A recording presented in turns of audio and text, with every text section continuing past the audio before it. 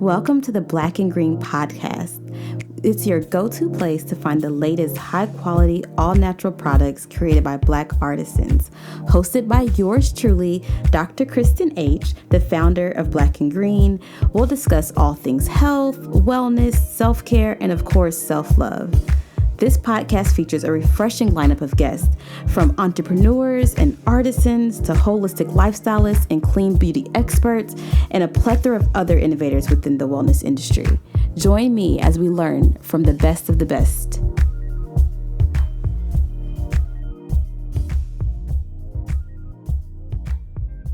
Hi, thank you for joining Black and Green, and thank you for joining the Black and Green podcast and the Black and Green videos that we're going to release on YouTube. I'm really excited about that.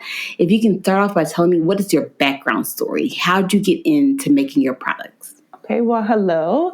I'm Rachael, the owner of Golden Flourish, and I started because I was on my own self-care journey post-undergrad school. I was feeling lost, depressed, and like, okay, where do I turn? What's my purpose? And then I worked with someone and I figured it out. And then I was just like, okay, I've worked in an apprenticeship doing herbalism and working in an herb shop. So I was just like, okay, I loved that, and I want to help people. What's something that I can do? I uncovered, again, my purpose, and it's to nurture the life of the next generation. And I wanted to tie that in with all that I had discovered. And I was like, okay, I also noticed the women in my family were always, doing for others, forgetting their own self-care, which is what led me initially to my own self-care, because I was doing the same thing. And I was just like, okay, what's something that they've always done and that kind of ties in to what I had learned? And it was tea drinking. I could always find my mom drinking tea in the morning or at night. And my grandmother was always like giving me different concoctions of herbs. And my grandfather, I always remember him growing up with these little tiny vials of ginseng. I was just always like, what is this? But again, that background of being in the herbs, having that connection and wanting to share that art of self-care through tea with other people is what led me to Golden Flourish. That's awesome. Can you talk a little bit about the background of teas and why it can be so beneficial and why you think it was a part of your mother's morning practice to always drink a cup of tea? Well, for my mom, she always drank Lipton, which, not so beneficial, but there are some benefits to that kind of tea. Maybe not the best because it's not the healthiest, but there are numerous benefits that plants can give us. Like one thing that I remember growing up is always seeing ginger around. It can help with your digestive system. It can help with inflammation. So a lot of herbs have had different, we call it actions, but different ways that it can support you in your self-care or in your health that have been passed down from generation to generation to generation. And maybe we do them, by just like, oh yeah, grandma, mama, mother, my grandfather, somebody used to say, drink this, let me drink it because I'm feeling this way. But there's a plethora of ways that each herb or each plant can support us in different ways. So, it's hard to just go through all of them. But again, like I said, ginger, or another one that I remember was peppermint as well for digestive issues. Those are the two main ones that I remember. I did visit Jamaica once and I got a stomach virus from eating some chicken back then. And someone was like, drink busy tea is what we call it, which is cola nut, I believe it is. And I felt, so much better. I was just like, oh, I'm good. I can eat food now. So again, there's so many herbs, so many ways that it can benefit our bodies. And yeah, that's what I want people to reconnect to. That's awesome. And that your background in herbalism probably helps you in your tea creating process. So how have you tied those two things in together, understanding the value of the herbs and really making sure they're in your teas and trying to portray that message to the customers who are drinking your teas? Okay, so each blend that I create at Golden Flourish, I think about something that, can support me and those around me or others, that want to drink tea as self-care. And I the first blend that I thought of was Nourish. It's called Nourish. It's an immune support blend. So I looked into different herbs that I know are supportive to the immune system, that would work together and also taste good. I feel like a lot of tea blends are just like not very tasty. They're very green and earthy, of course, because they're plants. But I try to make it a synergistic blend that, again, will taste good. So I have like echinacea, which is really, really good for the immune system, astragalus, nettle, which is like an all-around herb that gives you lots of vitamins and minerals, and it's also good for supporting your allergies during allergy season. So again, thinking of different herbs and how they might blend together and what they can do, for whatever I'm trying to support myself or others with. That's awesome. That's awesome. And then you mentioned how your mother used Lipton and how, Lipton has its ups and downs, but how I'm curious how people are used to interacting with tea at a more commercial basis, don't truly understand teas that are formulated for them. Have that been a difficulty in you trying to explain the value of the teas that you are formulating is different than what you might get out of a box in the store? Oh, yes, definitely. But if someone is just like, okay, well, I want a tea blend, I'm always open to suggesting different brands that I know of that are more clean and provide you the benefits that maybe my teas could as well. Or again, I suggest like, hey, you can research the herbs, or I try to give them as much information I can about my tea blends and say like, hey, you can also put it in like a disposable tea bag. So offering that solution to meet them in the middle, because again, everyone's on a different journey. And I feel like meeting them where they are is most important. So yeah. Yeah, I think that's beautiful. That I feel like healing in a process is a journey. Health is a journey.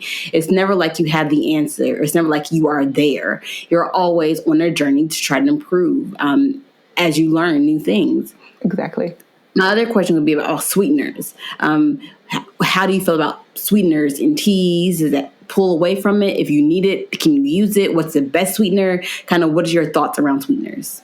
Well, of course, the best recommendation is not to use it if you can. But again, it is very earthy. People want to transition to it, but they're not sure how. So I also do use sweeteners sometimes. Like if I'm making a sweet tea kind of out of one of my blends, I use sweeteners. Or if I'm just like, okay, I need some sugar, what can I use? So you can use different alternatives like maple syrup is a really good one. There's also agave, or something like brown sugar, which is a little bit different than, our traditional white sugar and is a little bit healthier. But again, it's like the entry point. If you're just like, okay, I'm used to white table sugar, what can I do? I need some sweetener. You can kind of get your way to not using it, or just using something as simple as maple syrup, or lessening it. So again, meeting people where they are and saying like, okay, where are you? What feels comfortable? This is what you can try and see how it works for you. Yes. I know sometimes I use honey. Can also help. That's a little sweetener. Sometimes I add if I need some sweeteners. My personal problem is that I love sweets. So as I'm trying to be on my health journey, cutting out sugar was always my hardest thing. Like I want a chocolate chip cookie, or I want a pound cake, or I want sweet things. And so trying to drive down my sweet urge is really, really hard for me.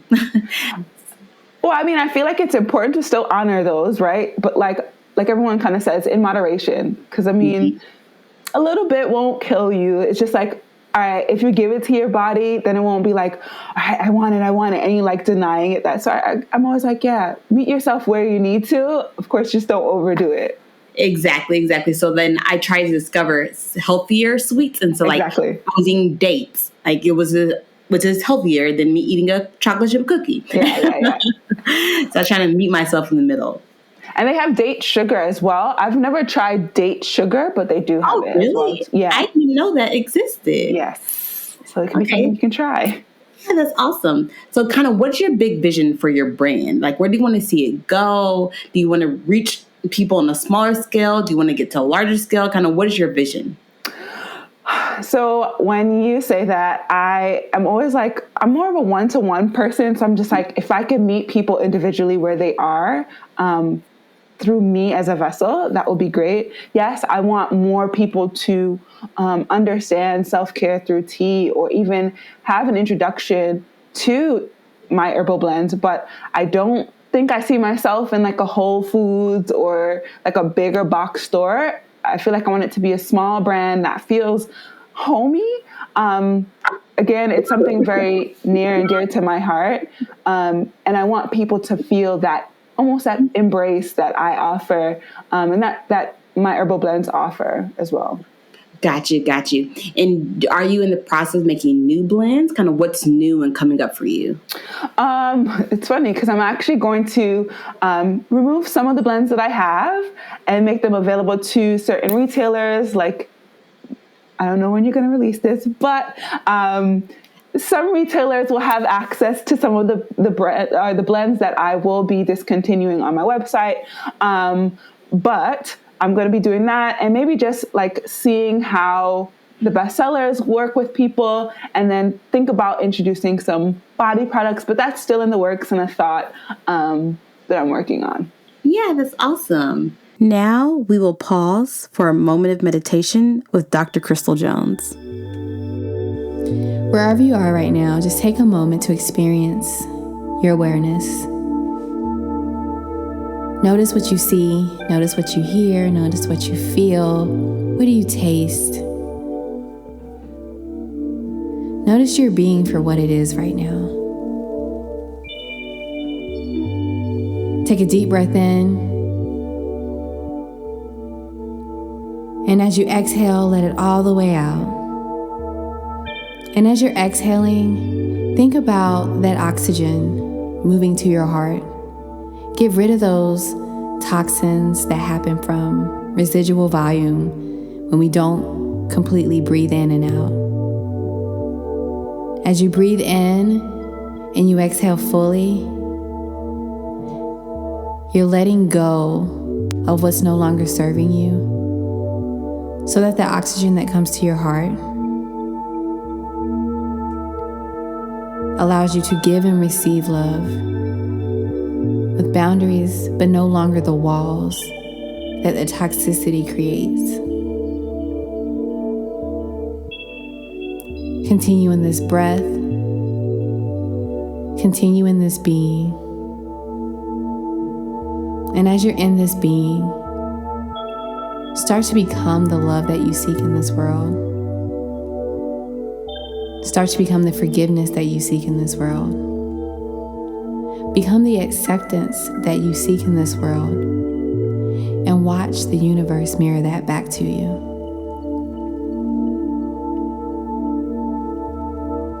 I just wanted you to know that I am here always, for you, with you.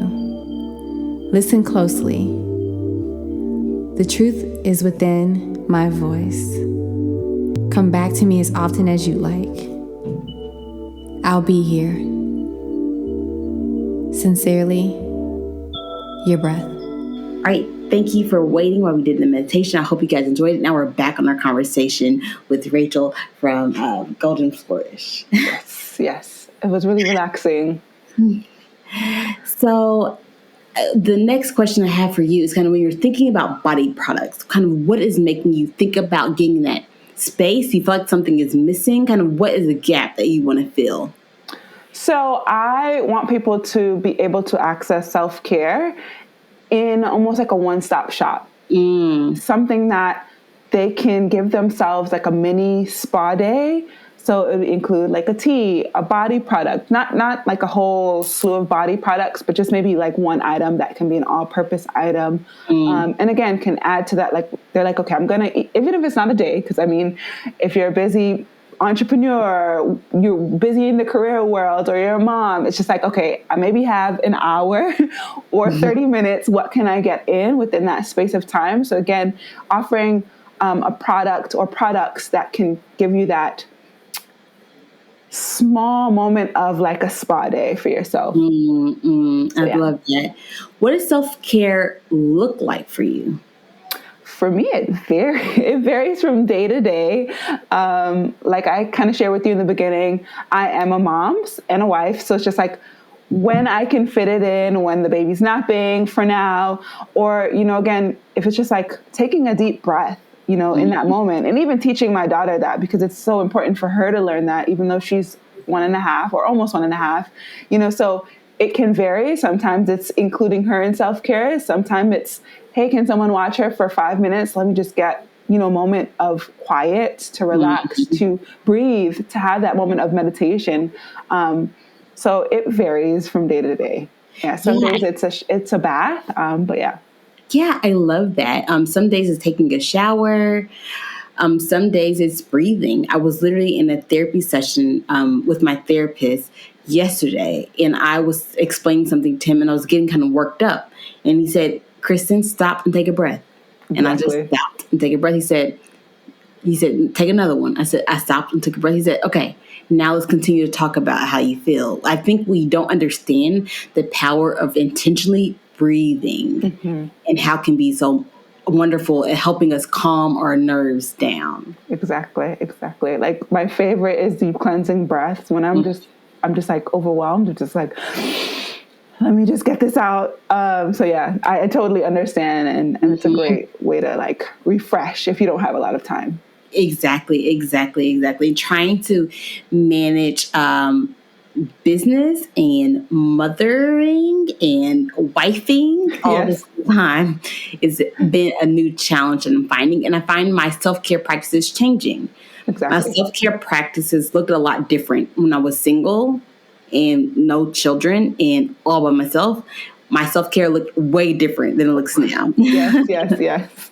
100%, I'm sure. Yes. So I love to always think about ways to improve on my self-care as I'm trying to discover new self-care things.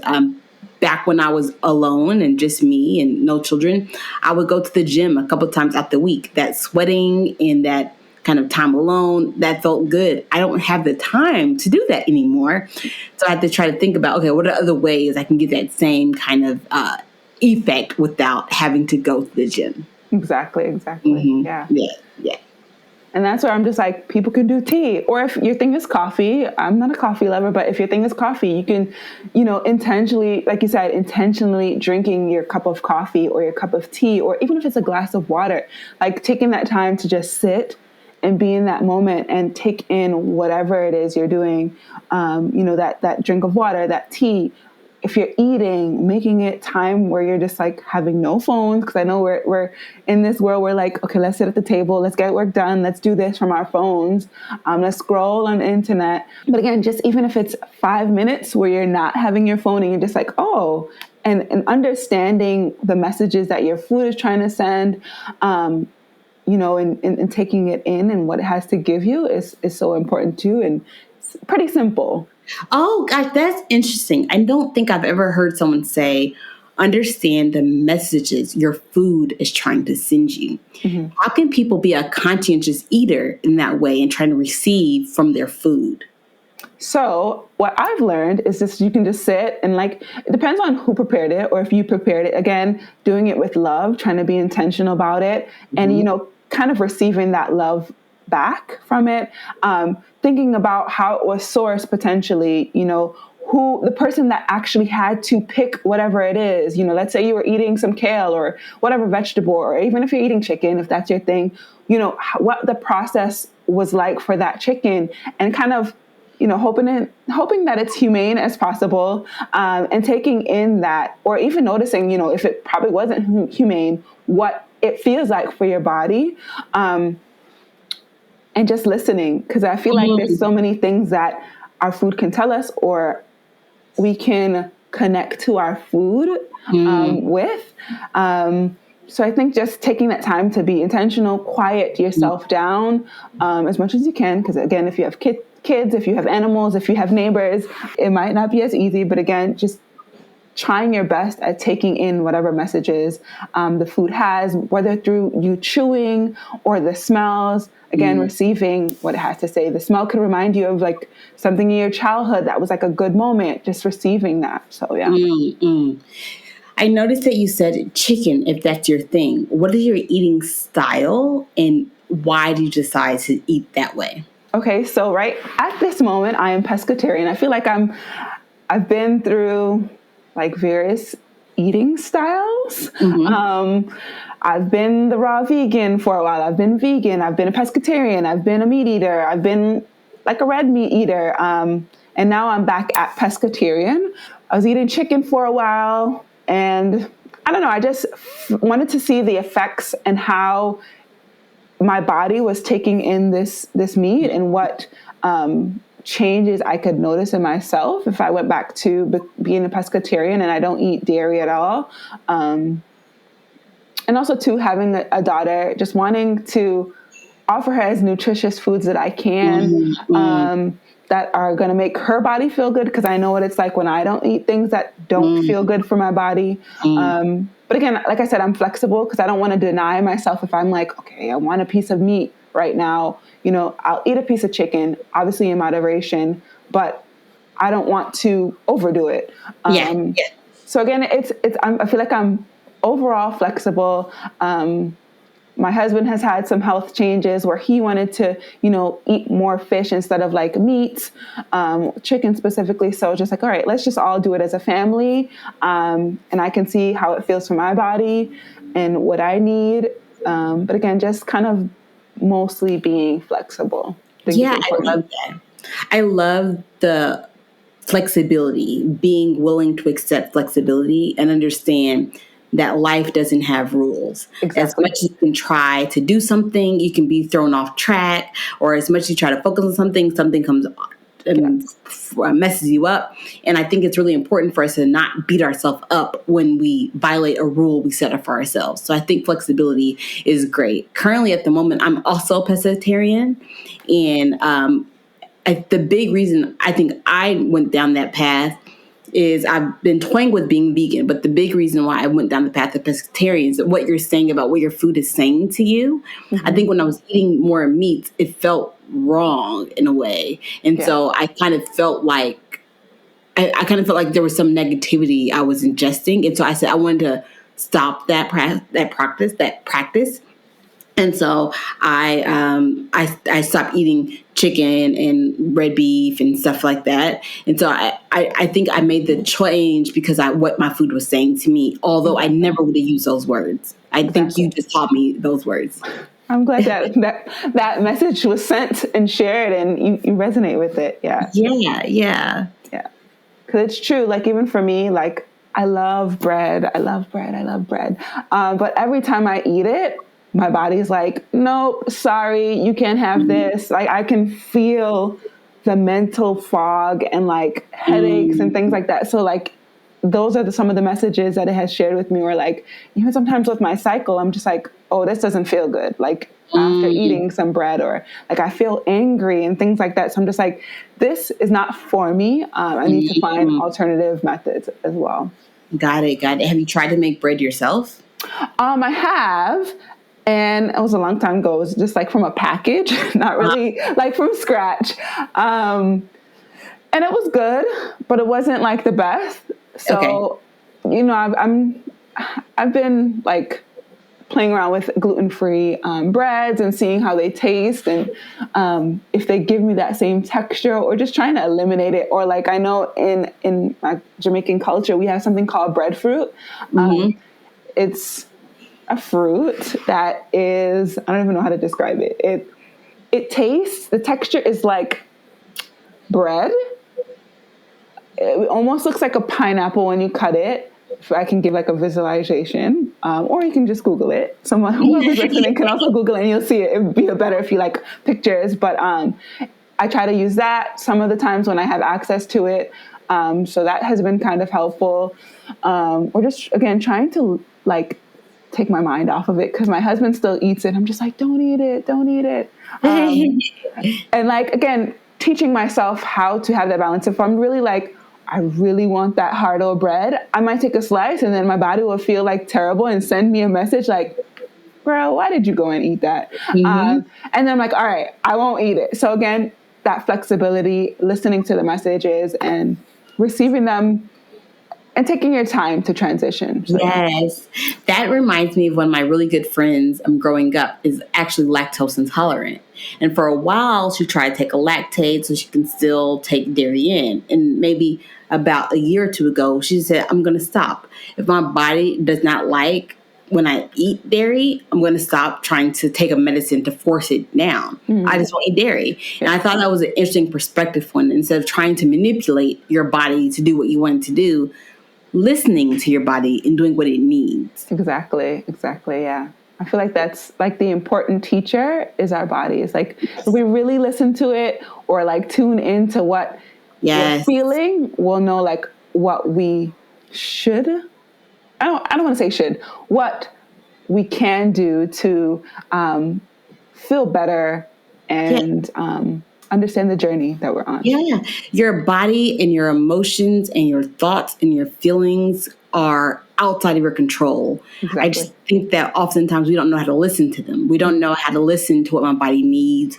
We don't know how to take rest when your body's telling you you need to rest. And so I just think we have to get a practice of better listening to our bodies and understanding the messaging that it's sending us. So true. Yep. 100%. Yeah. I think if we listen and understand, it'll definitely give us what we need. So much so. So I definitely want to thank you for being on Black and Green. Do you have anything else you want to share with us? I am so grateful to be here. Thank you again, Christian. And I look forward to seeing you all around. And if you want to check me out, you can do so on the Black and Green platform. You guys have my tea, or they have my tea there. And yeah.